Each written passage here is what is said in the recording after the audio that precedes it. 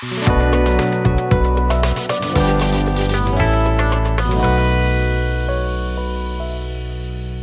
traders, saya mau bahas nih tentang badai krisis perbankan di Amerika Serikat yang belum mereda dan investor berburu emas. Oke sobat traders, sebagaimana kita ketahui ya, bulan Maret 2023 ini sepertinya nggak ada yang tahu ya, nggak ada yang prediksi sebelumnya bakal terjadi goncangan di sektor perbankan Amerika Serikat.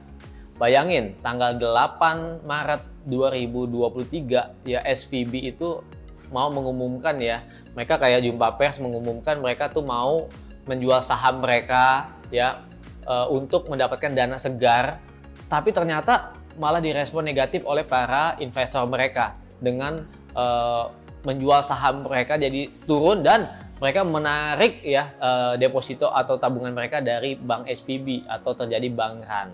Sobat traders, dalam 2 hari ya tanggal 10 Maretnya SVB dinyatakan bangkrut dan diambil alih oleh regulator. Lalu ya ada juga kasus yang hampir mirip seperti di First Republic ya, di Signature dan lain-lain. Kemudian berentet lagi nih minggu berikutnya ya, ada juga gejala yang sama terjadi di Credit Suisse dan di Deutsche Bank.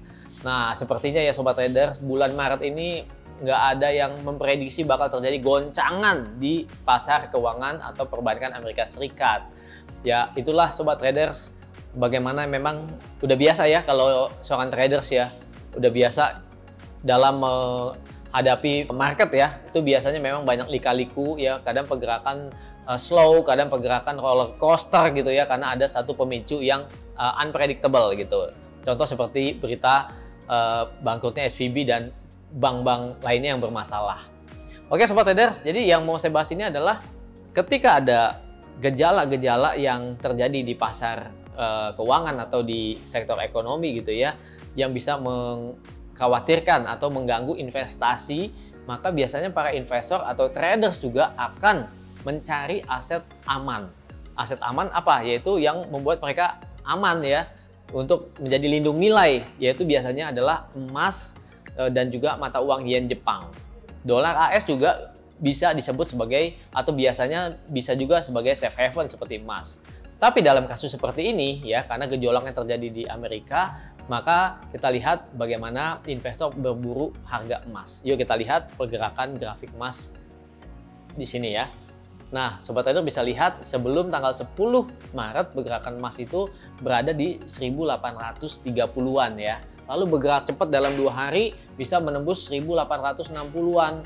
Lalu hari Seninnya langsung ya hampir lanjut ke 1900 ya. Dan nggak perlu lama lagi udah tembus lagi break high, nembus level $2.000 per troy ounce.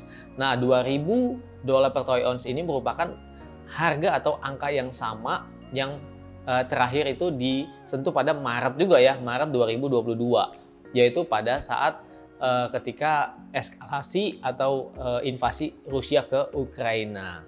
Jadi sobat traders, terlihat ya dari grafik ini yang menjadi pemicu pergerakan harga emas itu adalah kalau ada gejolak-gejolak di ekonomi maupun politik ya. Jadi itulah yang bisa memicu harga emas itu bisa naik, bahkan menembus resisten-resisten gitu ya sobat trader. Oke, sekarang kan masih belum mereda 100% ya, meskipun agak slow nih krisisnya, tapi harga emas ini masih berada di 1960-an, artinya nggak jauh dari level 2000. Artinya ada sesuatu yang dilihat oleh market nih, apakah memang krisis ini berhasil ditangani ya, atau masih ada lanjutan-lanjutannya gitu ya sobat trader. Jadi kalian perlu banget nih mencermati pergerakan atau update-update ya di seputar pasar itu ya, baik secara fundamental berarti ya, baca beritanya, ikutin ya update-update-nya, supaya apa? Supaya tahu ya pergerakan apa yang menjadi sentimen di market gitu. Jadi kalau misalnya nih sentimennya negatif, sentimennya tuh wah krisis dan lain-lain gitu ya, kekhawatiran dan lain-lain, biasanya investor larinya ke emas. Emas itu bisa naik cepat, bisa menembus resisten-resistennya gitu sobat traders. Memang bisa dua sisi ya. menguntungkan bagi orang yang posisi buy ya, tapi bisa menjadi sisi negatif bagi orang yang punya posisi sell gitu ya. Sekuat apapun misalnya wah tahanannya 200 pip, 300 pip itu bisa langsung ditembus sama emas ya dalam sehari. Jadi trading gold itu perlu untuk punya ketahanan dana yang kuat ya, karena mau mendapatkan cuan yang gede jangan lupa ketahanan dananya juga harus besar ya.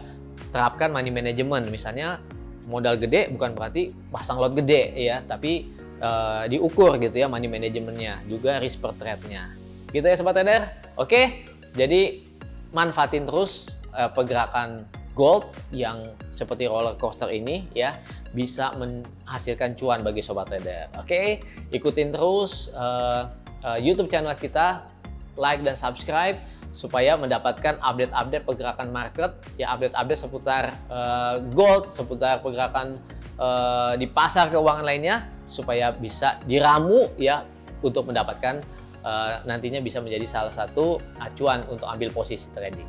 Oke, kalau belum punya akun real ya, khususnya belum punya akun real di broker lokal, nah saya saranin nih buka akun di broker lokal yang regulasi Bapepti dan juga withdrawalnya mudah, cepat, dan punya support buat sobat trader di Java Global Futures. Oke, sampai jumpa lagi.